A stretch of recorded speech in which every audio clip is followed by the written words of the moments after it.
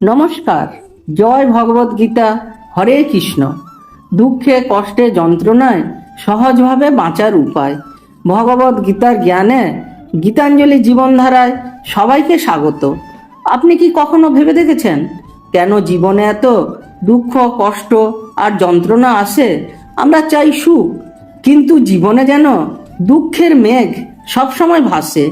আজ আমরা ভগবত গীতার আলোকে শিখব দুঃখের মাঝেও কিভাবে সহজভাবে বাঁচা যায়।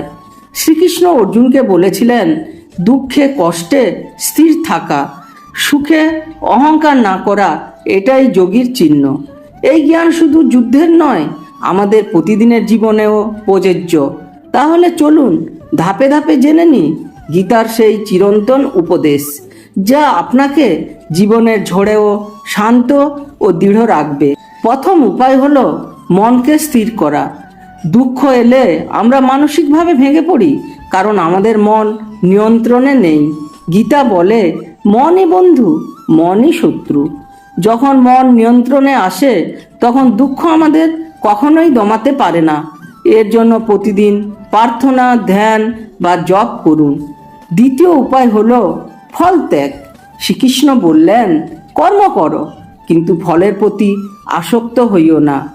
দুঃখের বড় কারণ হলো আমরা ফল নিয়ে বেশি ভাবি।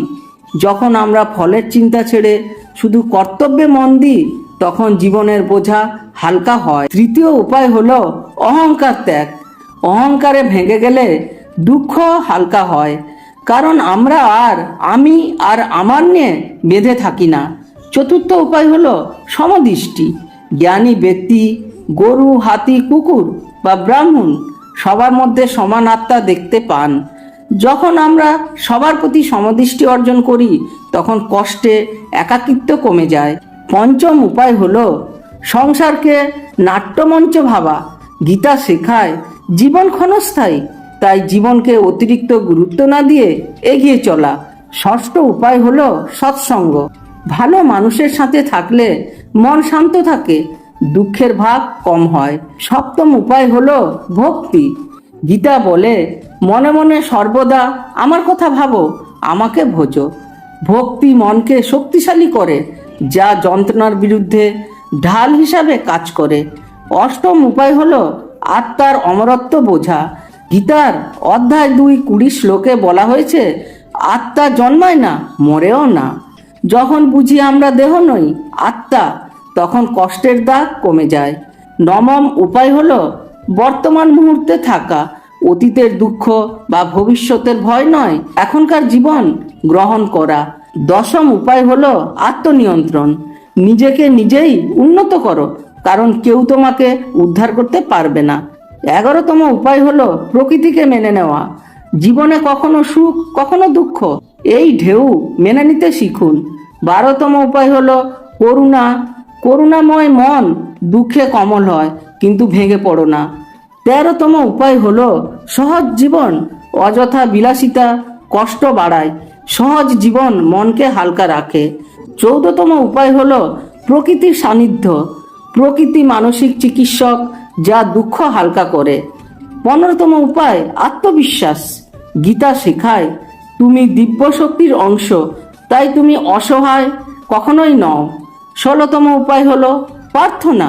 কষ্টের সময় প্রার্থনা মনকে শান্ত করে। 17তম উপায় হলো শাস্ত্রপাঠ। গীতা, মহাভারত, রামায়ণ মনকে দুঃখে স্থির করে। 18তম উপায় হলো অসহায়দের সাহায্য। অন্যকে সাহায্য করলে নিজের কষ্ট ভুলে থাকা যায়। 19তম উপায় হলো হাস্যরহস্য বজায় রাখা। হাসি মনকে শক্ত রাখে। 20তম উপায় হলো শ্রদ্ধা। নিজের ধর্ম, সংস্কৃতির প্রতি শ্রদ্ধা দুঃখের আশা জাগা। অপেক্ষা শেখো। গীতা শেখায় সঠিক সময়ে ফল আসে। শান্ত স্বভাব রাগ কমালে কষ্টও কমে। ক্ষমা মনকে ভারমুক্ত করে। যা আছে তার জন্য কৃতজ্ঞ হও। ধৈর্য।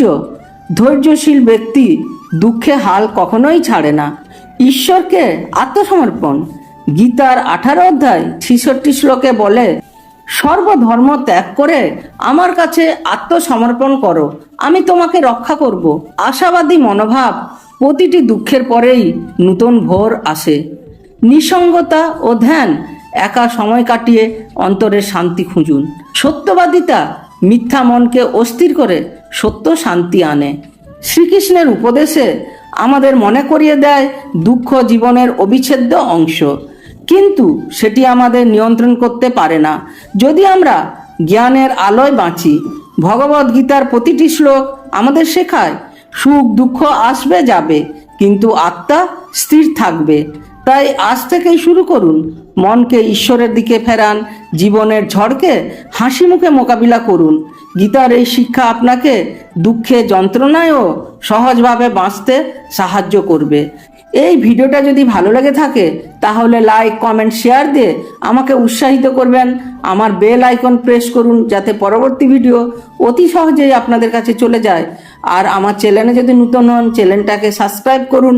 আর আমার যদি কিছু ভুল হয়ে থাকে আমাকে কমেন্টে জানান এই ভিডিওটা আপনাদের কেমন লাগলো। এই ভিডিওটা যদি আপনাদের ভালো লেগে থাকে তাহলে আমি আরও পরবর্তী ভগবদ গীতার আলোকে নতুন ভিডিও করার জন্য উৎসাহ পাবো। জয় শ্রীকৃষ্ণ, ধন্যবাদ।